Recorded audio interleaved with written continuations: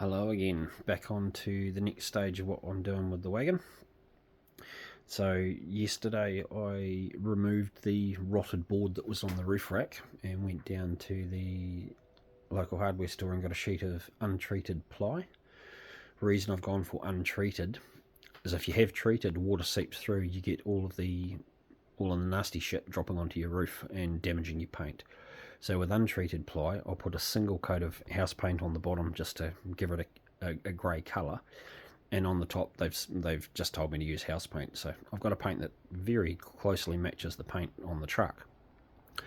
So I'll give that a couple of coats on top, and I realise that this will rot out, but it will be 3 or 4 years before it does so. And for the most part, the truck's going to park in the garage here at home. We'll only get wet when we're out in the elements from time to time, so it should last quite well. Just getting all the spacings worked out, U-shackles to hold it in place. Obviously the light bar's got to go back on the front light bar, and you can see sitting on the roof at the back the rear little spotlight for the cooking area. I've got 2 of these little spots that are going to go on the passenger side. So I didn't mention it last time, but I've got a tarp system that's going to go off the far corner of the driver's side corner of the roof rack, come out, cover the passenger side to 4 metres out, and then go 6 metres towards the back of the truck. So when the doors open and I've got the cooker out, I've got almost like a gazebo sitting over the top of the truck, but it'll be pinned to the truck and then just held out the other side with tent poles. So I've got a couple of little spots that I'll set up on this side that will highlight our seating area where we put the tents. A couple little repairs done since the last one. The passenger monsoon was flapping in the wind, so I've just glued a piece of plastic in there just to stop it bouncing around. And then a very similar situation on the driver's side. The monsoon clips had come out, so I've siliconed this in place, and it's holding really well. So I was worried about that catching. This part was right out, so if it caught in the wind it could peel right off, but that's now glued in place. The next stage is I'm working out how to clip in secure in both the high lift jack and the shovel that I've got.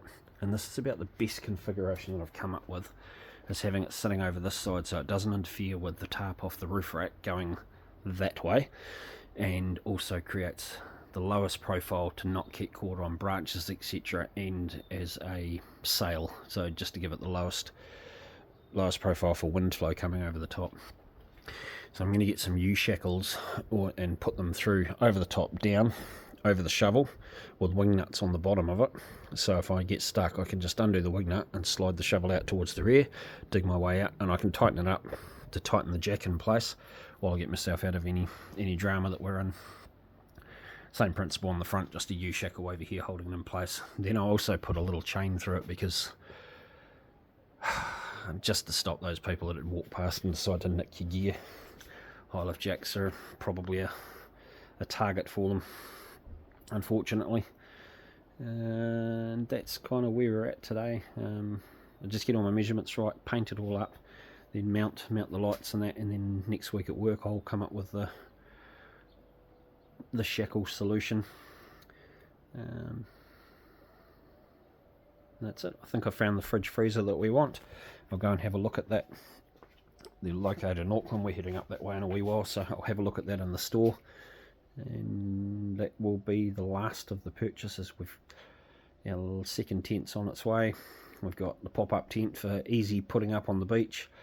We've got the little portable toilet. We've got the toilet tent for the boss. Almost ready to start putting it all together. Okay, that's it for this one. Thanks.